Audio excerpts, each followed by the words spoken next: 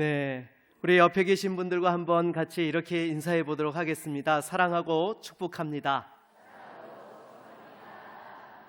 네, 여러분들 영상을 보시면서 아마 우리 초청하신 분들이 다 이렇게 공감되시고 또 이렇게 초대받아서 오신 분들이 얼마나 귀한지요. 여러분들 하나님께서 이 시간을 통하여서 여러분들에게 영원한 생명과 은혜와 축복으로 함께 하시기를 바라겠습니다.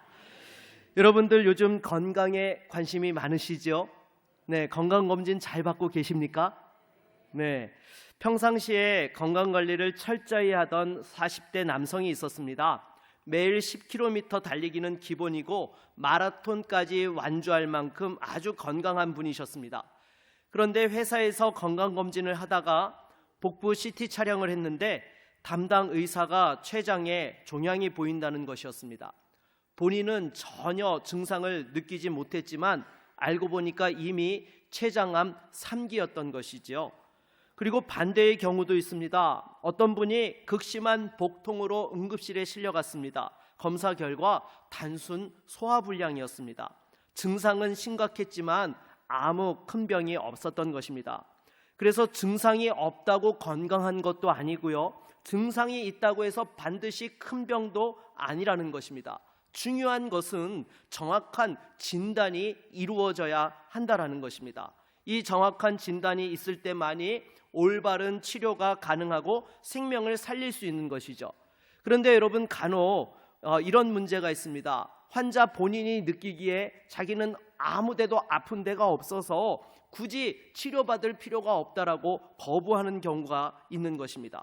그런데 여러분, 아무리 본인은 건강하다라고 생각하지만은요, 암은 진행된다라는 것이죠. 의학적 사실은 내 감정이나 생각으로 바꿀 수 있는 것이 아닙니다. 마찬가지로 여러분, 우리 영혼에 대한 진단도 필요합니다. 어떤 분들은 저는 법 없이도 사는 사람이에요 라고 이렇게 말씀하세요. 아마 여기에 앉아 계신 대부분의 분들이 그렇지 않을까 싶습니다. 그리고 종교는 개인의 선택인데 굳이 믿을 필요가 있나요? 라고 이렇게 생각하는 분들도 계십니다. 그리고 지금까지 별 문제 없이 살아왔고 저는 굳이 종교에 그렇게 관심이 없어요 라고 생각하는 분들도 계실 것입니다. 그런데 성경은요, 그리고 하나님께서는 우리 영적 상태에 대해서 아주 심각한 진단을 하고 계십니다. 오늘 우리가 같이 읽은 에베소서 2장 1절을 다시 한번 읽어볼까요? 같이 읽겠습니다. 그는 허물과 죄로 죽었던 너희를 살리셨도다. 아멘. 여러분, 하나님께서 지금 우리 각 사람의 영혼에 대해서 내리신 진단이 무엇이냐? 단순히 개선이 필요한 상태다라고 하신 것이 아니라 죽었다라고 이렇게 말씀하고 있습니다. 이것이 하나님께서 내리신 진짜 우리 영혼의 진단이라는 것입니다. 그러면 어떤 분들은 이 말을 들으며 좀 기분이 상한 분들도 계실 것입니다. 그래도 나는 남들보다 괜찮은 사람인데요 라고 말이죠. 하지만 여러분, 이것은 마치 이런 말과 같습니다. 폐암 3기 환자가 말기 환자를 보면서 나는 저 사람보다 낫다라고 말하는 것과 다를 바 없는 것입니다. 정도의 차이일 뿐 본질적으로 다 어떤 상태요? 똑같이 치명적인 상태인 것입니다. 하나님께서 보시기에 우리 사람들이 다 그러한 치명적인 상태라는 것입니다. 그런데 여러분, 이러한 치명적인 진단 결과를 말씀드리는 것은요, 여러분들을 절망시키려고 말씀드리는 것이 아닙니다. 정확한 진단 없이는 참된 치료도 없기 때문인 것이죠. 오늘 우리는 하나님의 말씀을 통하여서 우리 영혼의 진짜 상태가 어떠하며 또 그것을 어떻게 치료할 수 있는지를 살펴보면서 우리 영혼의 생명을 살리는 은혜를 누리는 복된 시간이 될 수 있기를 바라겠습니다. 그렇다면 여러분, 죄라는 병의 실체는 무엇일까요? 우리는 일반적으로 죄라고 하게 되면은 윤리적으로 잘못된 것, 실패한 것이라고 생각합니다. 그러나 여러분, 성경은 죄에 대해서 뭐라고 말씀하고 있느냐? 바로 죽음이라고 말씀하고 있습니다. 여러분, 죽었다라는 것이 무엇입니까? 더 이상 어떤 생명력도 가질 수 없고 그 관계도 완전히 단절된 상태를 죽음이라고 하는 것이죠. 여러분, 인간은 하나님과 연결되어져야지만 살 수 있는 그러한 존재입니다. 마치 물고기가 물에서 나오면 살 수 없는 것처럼 또 하나님과 단절된 것은요, 이미 영적으로 죽어있는 그러한 상태라는 것입니다. 그래서 에베소서 2장 1절에서는요, 이러한 우리 영적 상태를 가리켜서 허물과 죄로 죽었다라고 이렇게 말씀하고 있는 것입니다. 이것은 우리 존재에 대한 가장 정확하고도 냉정한 진단인 것입니다. 그렇다면 여러분, 우리가 이것에서 치료받기 위해서는 어떻게 해야 되는 것일까요? 이것에 앞서서 먼저 죄의 증상이 무엇인지를 한번 점검하고 넘어가도록 하겠습니다. 여러분, 죄라는 것은요, 추상적인 개념이 아닙니다. 죄는 우리 일상에서, 관계 속에서, 또 감정과 행동에 있어서 명확하게 드러나는 증상들이 있습니다. 어떠한 증상들이 있습니까? 일단 하나님과의 관계가 단절된 사람들은요, 이 하나님을 찾는 열망이 없다라는 것입니다. 하나님에 대한 그 관계가 무엇인지 전혀 깨닫지 못하기 때문인 것이죠. 그리고 사람들과의 관계에서도 갈등이 생깁니다. 작은 말에도 상처받고요, 또 용서보다는 정죄하기가 쉽고요, 사랑보다는 미움이 앞서가게 되는 것입니다. 그리고 자신의 관계에 있어서도요, 스스로에 대해서 정죄하고 분노하면서 불안해하고 죄책감으로 자존감이 흔들리며 살아가게 된다라는 것입니다. 그리고 무엇보다도 죄의 결정적인 증상이 무엇이냐? 죽음에 대해서 두려워한다라는 것입니다. 여러분, 육체적인 죽음에 대해서요, 우리는 본능적으로 두려워합니다. 만일 그것이 그냥 이 세상의 끝이라고 한다면은 그렇게 두려워할 필요가 무엇이 있겠습니까? 어차피 여러분, 자연 이치를 보게 되면 한 번 태어난 사람은 무엇이 정해져 있어요? 죽는 것이 정해져 있습니다. 그것이 자연 이치인데 그냥 따라가면 되는데 왜 사람들은 죽는 것을 두려워하는 것일까요? 그것은 바로 본능적으로 죽음 이후에 심판이 있다라는 것을 알기 때문이라는 것입니다. 그러기에 우리는 끊임없이 불안한 미래를 위해서 나름대로 무엇인가 대비책을 만들기도 하고요, 또한 여러 가지 나만의 그러한 수단을 강구하고자 하는 것입니다. 그렇지만 아무리 대비책을 만든다 하더라도 그러한 것들로는 대비를 할 수 없다라는 것입니다. 그렇다면 진정한 대비책을 만들기 위해서는 어떻게 해야 되는 것입니까? 먼저 죄의 본질이 무엇인지를 제대로 알아야 되는 것입니다. 병을 치료하기 위해서도요, 증상만 살피는 것으로 끝나서는 안 되고요, 무엇을 찾아야 돼요? 원인을 찾아야 돼요. 그래야지만 그 병의 진정한 치료를 할 수 있게 되는 것이죠.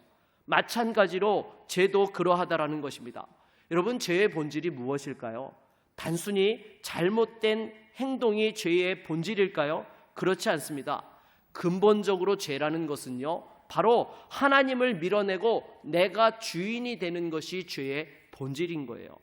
인간을 창조하신 하나님을 무시하고 내가 주인이 되어 살아가는 것, 이것이 바로 죄의 본질이다라는 것입니다. 여러분들 한 번쯤 이런 이야기 들어보셨을 것입니다. 성경에 보게 되면 하나님이 천지를 창조하시고 에덴 동산에 아담과 하와를 살게 하셨는데, 이 아담과 하와가 뭘 따먹었어요? 네, 선악과를 따먹었어요. 그래서 하나님 앞에서 혼이 나서 쫓겨나고 이렇게 낙원을 잃어버리게 되었다라는 이러한 이야기 들어보셨을 것입니다. 그런데 여러분, 왜 하나님께서 이 아담과 하와에게 선악을 알게 하는 나무의 가시를 먹지 못하게 하신 것일까요? 이것은 하나님께서 단순히 사람이 선악을 깨닫는 것을 원치 않으셨기 때문이 아니라는 것입니다.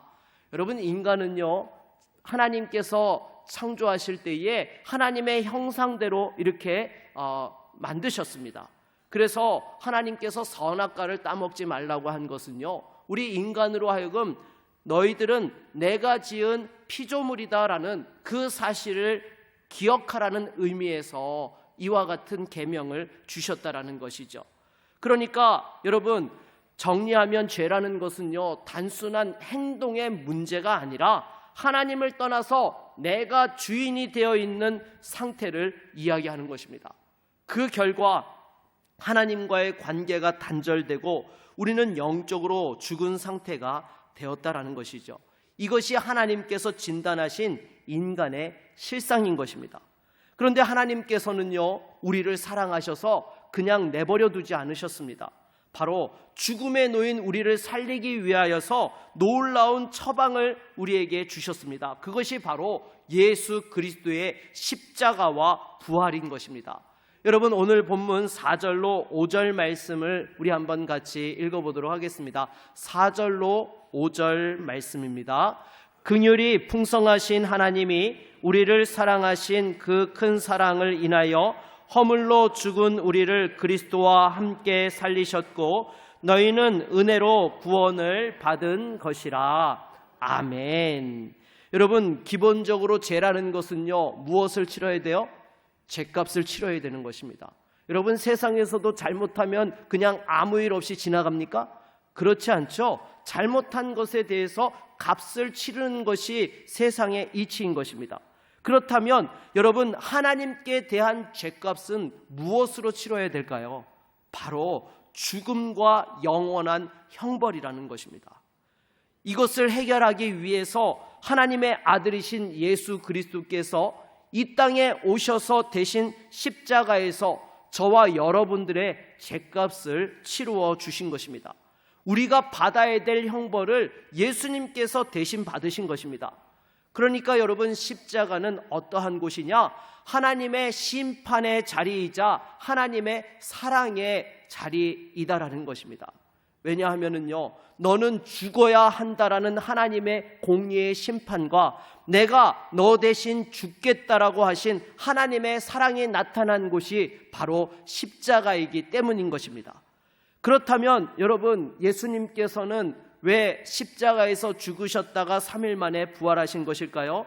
그것은 바로 우리의 죄값을 치르시고 진정한 생명이 우리에게 주어졌다라는 것을 확인시켜 주시기 위해서 사망 권세를 깨뜨리고 부활하신 것입니다.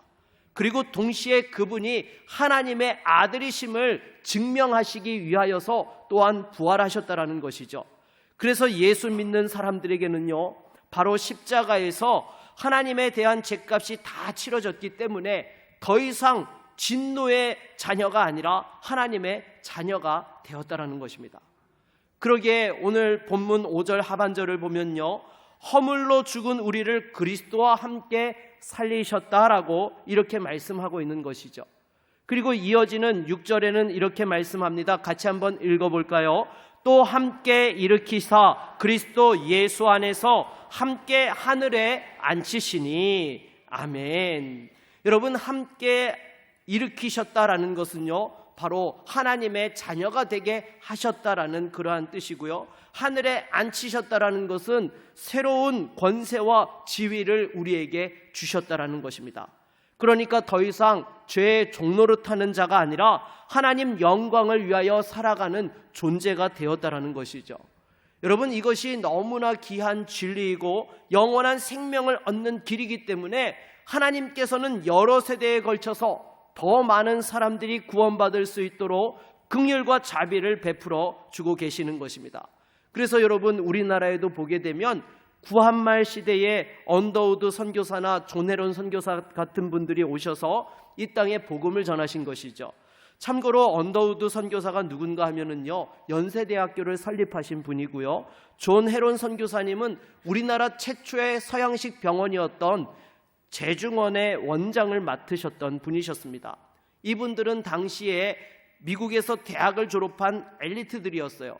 안정된 삶을 살아갈 수 있었음에도 불구하고 영혼을 살리는 것이 너무나 귀하고 소중하다라는 것을 깨달았기에 130년 전에 이 땅에 와서 복음을 전했고, 또 그것으로 말미암아 오늘날 저와 여러분들이 예수를 믿게 되고 이 복음을 전할 수 있는 축복을 받게 되었다라는 것입니다.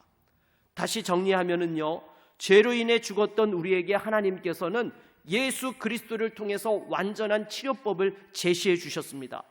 그 십자가는 바로 하나님의 사랑과 공의가 만나는 자리이고, 또한 부활을 통하여 우리에게 생명의 증거를 허락해 주신 것입니다. 예수 그리스도 안에 진정한 참된 구원이 있는 것이죠. 그렇다면 우리가 영원한 심판에서 이제 구원함을 받고 이 생명의 축복을 내 것으로 누리기 위해서는 어떻게 해야 될까요? 우리 8절 말씀을 같이 한번 읽어보도록 하겠습니다. 8절입니다. 너희는 그 은혜에 의하여 믿음으로 말미암아 구원을 받았으니 이것은 너희에게서 난 것이 아니요 하나님의 선물이라. 아멘. 여러분, 여기서 은혜와 믿음으로 말미암아 구원을 받았다라는 것은요, 여러분, 인간의 공로가 들어갔다는 겁니까? 안 들어갔다는 겁니까? 안 들어갔다라는 거예요. 인간의 공로가 0%라는 것입니다. 하나님께서는 우리에게 구원을 값주고 사라 하지 않으셨습니다. 왜냐하면 값을 치를 수 없기 때문이죠. 그리고 구원을 달라고 빌라고 하지도 않으셨습니다. 간청이 아닌 사랑과 은혜로 우리에게 구원의 자리로 불러주셨기 때문인 것입니다. 그래서 믿음으로 받으라라고 이렇게 말씀하고 있는 것이죠. 그런데 여러분, 이 믿음조차도 실은요, 하나님께서 우리에게 주신 선물이라는 것입니다. 그래서 이어지는 9절 말씀을 계속해서 우리 한번 같이 읽어보도록 하겠습니다. 행위에서 난 것이 아니니 이는 누구든지 자랑하지 못하게 함이라. 아멘. 여러분, 구원은 전적인 하나님의 은혜고 선물인 것입니다. 그렇다면 여러분, 이 구원을 믿음으로 얻는다고 하는데, 그러면 도대체 구원 얻는 믿음이라는 것은 무엇을 말하는 것일까요? 여러분, 성경이 말씀하고 있는 믿음은요, 단지 내가 지식적으로 알고 동의하는 차원의 믿음이 아닙니다. 구원 얻는 믿음은 하나님 앞에서 내가 죄인인 것을 인정하고 내 죄 때문에 예수님이 죽으셨다라는 것을 믿고 그분만을 전적으로 의지하는 거예요. 그래서 진짜 믿는 사람은요, 그 믿음이 반드시 회개로 이어지게 되는 것입니다. 삶의 방향을 세상에서 하나님의 방향으로 돌이키게 되는 것이죠. 그리고 그 믿음은 삶의 변화로 반드시 또한 열매를 맺게 되는 것입니다. 여러분, 회개는요, 추상적인 종교 행위가 아닙니다. 눈물 몇 방울 흘리는 것으로 끝나는 것이 아닙니다. 구체적인 삶의 결단인 것이죠. 예를 들어서 여러분, 상처 준 가족에게 내가 회개를 한다고 하면 어떻게 하는 게 회개예요? 눈물 흘리는 것으로 끝나는 것이 아닙니다. 그 가족에게 가서 미안하다라고 용서를 구하고 다시는 그렇게 하지 않는 것이 진짜 회개인 것입니다. 그리고 반복적으로 짓던 그 죄악된 습관에서 회개한다고 하면 어떻게 하는 거예요? 다시는 그러한 죄를 짓지 않고 말씀대로 살아가는 것, 그것이 진정한 회개인 것입니다. 그리고 성공과 자아를 쫓아서 살았던 삶을 멈추고 이제는 하나님의 뜻이 먼저입니다라고 고백하는 것, 이와 같이 삶의 방향을 완전히 돌이켜서 그 열매를 맺으며 살아가는 것이 진정한 회개고 구원 얻는 믿음인 것이죠. 예를 하나 들어보도록 하겠습니다. 1859년에 찰스 블로딘이라는 사람이 있었습니다. 이 사람이 미국과 캐나다 사이에 있는 나이아가라 폭포에요, 300m가 넘는 그 밧줄을 외줄로 걸어 놓았습니다. 그리고 수많은 관중이 보는 앞에서 그 외줄을 첫 번째는 바로 건너갔고요, 두 번째는요 뒤로 걸어서 건너갔고요, 세 번째는 눈에 안대를 하고 건너갔습니다. 그리고 네 번째는 외발 자전거를 타고 그 나이아가라 폭포 외줄을 건넜던 것이죠. 이것을 보았던 관중들이 어떻게 했을까요? 엄청난 박수와 환호를 보냈던 것입니다. 그리고 나서 이 사람이요 관중들에게 물었습니다. 내가 사람을 업고 이것을 건널 수 있을까요? 그랬더니 사람들이 어떻게 했을까요? 할 수 있어요 라고 막 사람들이 다 이렇게 대답을 했습니다. 그러면 저와 함께 건너길 원하시는 사람은 나오세요 했더니 한 사람도 나오질 않더라는 거예요. 네. 결국 이 블로딘이라는 사람의 등에 엎혀서 한 사람이 딱 건너갔는데 누구냐? 바로 이 블로딘의 친구이자 매니저였던 해리 콜코드라는 사람이었습니다. 이 콜코드는요 자기 친구 블로딘이 자신을 업고 나이아가라 폭포를 건널 수 있다는 것을 확신했기 때문에 등에 엎혀서 세계 최초로 그 나이아가라 폭포를 건넌 사람으로 아직까지도 그 기록이 깨어지지 않고 있다고 합니다. 여러분, 말로는 믿는다 하면서도요 진짜 믿음은 무엇이에요? 그 등에 올라타는 거예요. 업히는 거예요. 그게 진짜 믿음인 것입니다. 우리 믿음도 마찬가지입니다. 예수님을 안다고 말만 하는 것이 아니라 인생 전체를 그분께 맡기고 신뢰하며 따라가는 것, 그것이 진짜 믿음인 것입니다. 그러면 어떤 분들은 이런 말씀을 하십니다. 목사님, 저는 너무 큰 죄인인데 하나님께서 용서해 주실까요? 여러분, 하나님께서는요, 어떤 죄인도 다 용서해 주십니다. 심지어 여러분, 신약 성경에 보게 되면은요, 사도 바울이라는 사람이 나옵니다. 신약 성경의 거의 절반에 해당하는 책을 기록한 사람이기도 하는데요, 이 사람은 원래 예수 믿기 전에 어떤 사람이었느냐? 예수 믿는 사람들을 핍박하고 잡아다가 가두고 죽이기까지 했던 사람이었습니다. 그런데도 이 사람도 용서함을 받고 이방인들에게 복음을 전하는 사도로 보내심을 받아서 귀한 사명을 감당했던 것이죠. 또 어떤 분들은 이런 말을 합니다. 목사님, 아직 준비가 안 되어서요, 나중에 믿을게요. 여러분, 아니요, 내일은요 아무도 장담할 수 없는 시간입니다. 지금이 바로 기회라는 것이죠. 또 어떤 분들은 이런 말씀을 하십니다. 교회 다니는 사람들도 별로더라고요. 예, 맞습니다. 사람은 실망시킬 수 있습니다. 그러나 여러분, 예수님은 완전하십니다. 우리가 바라봐야 될 분은요, 지금 사람이 아니라 예수 그리스도에게 초점을 맞추어야 하는 것입니다. 여러분, 요약하자면 구원은 전적으로 하나님의 은혜로 주어진 선물입니다. 우리가 해야 될 일은 그 은혜를 믿음으로 받아들이는 것입니다. 진짜 믿음은 단지 동의가 아니라 회개와 삶의 전적인 신뢰로 이어지는 것입니다. 예수님께서 오늘 당신을 부르고 계십니다. 수고하고 무거운 짐진 자들아, 다 내게로 오라. 내가 너희를 쉬게 하리라 라고 말씀하십니다. 이 초청에 여러분 응답하십시오. 예수님을 진심으로 믿고 따를 때 우리 인생에 진정한 쉼과 안식을 누리고 구원이 임하게 되는 것입니다. 그렇다면 예수님을 믿고 구원받은 사람들에게는 구체적으로 어떤 변화가 나타날까요? 여러분, 예수 믿는다는 것은요, 단순하게 천국행 티켓을 확보하는 것으로 끝나는 것이 아니다라는 것입니다. 하나님께서는 구원받은 자에게 분명한 삶의 목적과 열매를 주세요. 우리 10절 말씀을 같이 한번 읽어보도록 하겠습니다. 10절입니다. 우리는 그가 만드신 바라 그리스도 예수 안에서 선한 일을 위하여 지으심을 받은 자니, 이 일은 하나님이 전에 예비하사 우리로 그 가운데서 행하게 하려 하심이니라. 아멘. 여러분, 예수 믿고 구원받는다라는 것은 끝이 아니라 새로운 시작이라는 것입니다. 하나님께서 우리를 구원하신 목적은 단지 천국행 티켓을 끊어주기 위함이 아니라는 것입니다. 지금 이 순간부터 변화된 삶을 살도록 하기 위하여서 우리에게 구원을 허락하신 거예요. 그렇다면 변화된 삶이라는 것이 무엇입니까? 예수 그리스도 안에서 선한 일을 하는 것입니다. 그런데 여러분, 여기서 절대로 착각하면 안 되는 것이 무엇인가 하면은, 이 구원의 삶을 살아가면서 선한 일을 한다라는 것은 구원받기 위한 조건이 아니라 구원의 열매라는 거예요. 오직 믿음으로 우리는 구원받는다라는 것입니다. 그래서 구체적으로 예수 안에서 선한 일을 한다라는 것은 죄를 미워하고 선하게 살려고 몸부림치는 거예요. 하나님 말씀을 행하려고 하는 것입니다. 나아가서 내가 받은 이 구원의 은혜와 기쁨을 다른 사람들에게 전하는 것입니다. 이러한 변화는요, 자연스럽지 않은 것입니다. 그러나 성령께서 역사해 주시면 우리 안에서 죄된 것보다 하나님의 말씀을 사랑하게 되고 이 구원의 은혜와 감격으로 다른 사람들에게 나눌 수 있도록 우리를 인도해 주시는 것이죠. 그러기에 고린도후서 5장 17절을 보면은요, 우리 한번 읽어볼까요? 그런즉 누구든지 그리스도 안에 있으면 새로운 피조물이라.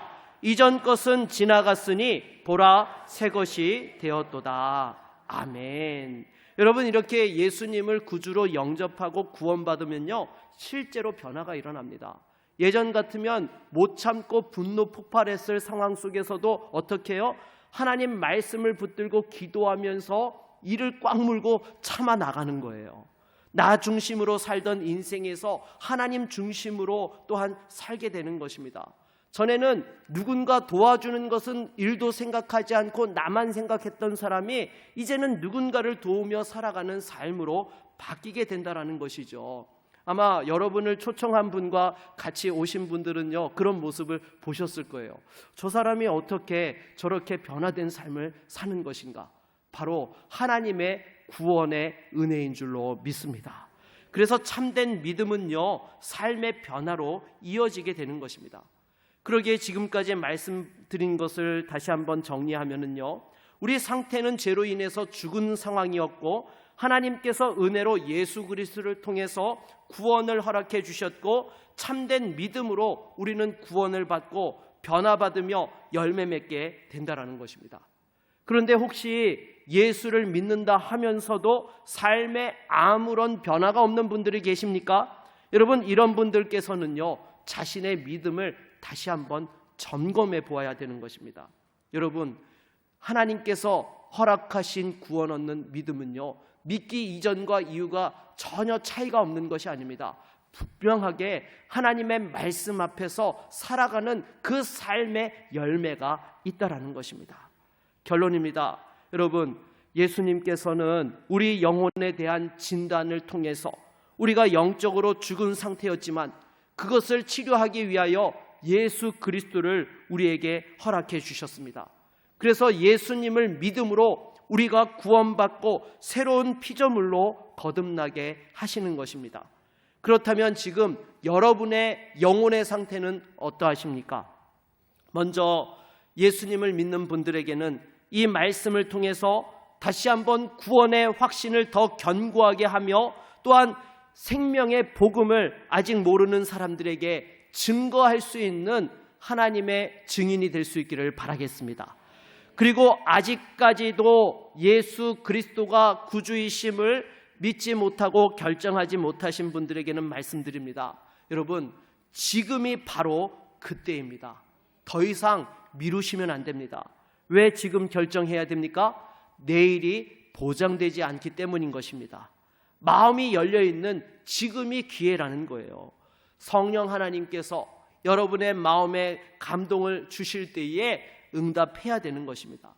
예수님께서 지금 여러분을 초청하고 계십니다. 수고하고 무거운 짐진 자들아, 다 내게로 오라. 내가 너희를 쉬게 하리라. 누구든지 목마르거든 내게로 와서 마시라. 아멘. 사랑하는 여러분, 이제 여러분의 인생의 전환점이 될 수 있는 결단의 시간을 함께 갖고자 합니다. 혹시 오늘 말씀을 들으면서 예수님에 대하여 새로운 마음을 품게 되신 분이 계십니까? 또 나도 모르게 그 말씀 앞에 마음이 뜨거워진 분이 계십니까? 또 이렇게 고백하면서 맞습니다. 예수님께서 저를 위해 죽으셨습니다. 저도 이제 예수님을 믿고 따르고 싶습니다라는 마음이 드신 분들이 계십니까? 그렇다면 지금 그 결단을 하나님께 표현하는 시간을 갖고자 합니다. 이 자리에 여러분을 초대한 가족과 친구분들은요, 여러분과 함께 천국에서 영원한 생명과 기쁨을 나누고 싶어서 오늘 이 자리에 여러분을 초대한 것입니다. 예수님을 믿는 것은요, 단순히 종교를 바꾸는 것이 아닙니다. 삶의 방향을 바꾸는 것입니다. 죽음 너머의 영원한 문제에 대한 답을 선택하는 것입니다. 이 시간 찬양을 들으시면서 오늘 들은 말씀에 대해서 곰곰이 생각해 보며 결심 카드를 함께 작성해 보는 시간을 갖도록 하겠습니다.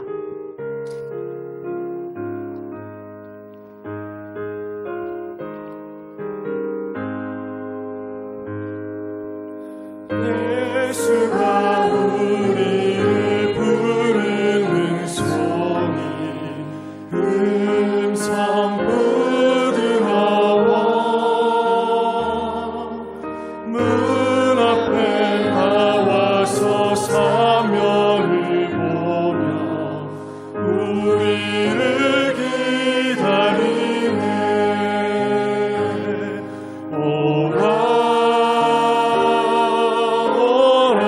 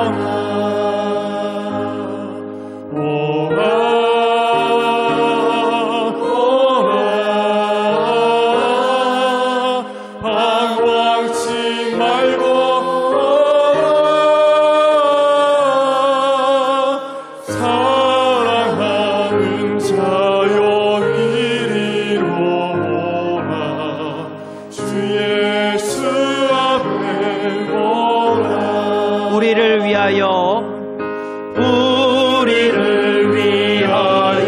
예비해 두신 영원한 집이 있어. 죄 많은 세상을 떠나게 될 때 영접해 주시겠네.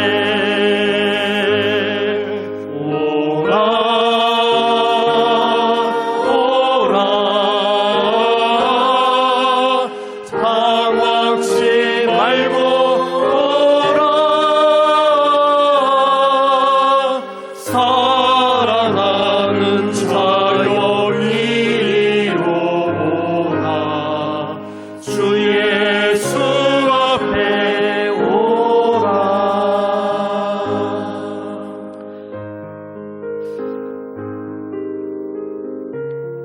결신 카드를 작성하신 분들께서는 안내하시는 분들에게 전달해 주시기 바랍니다.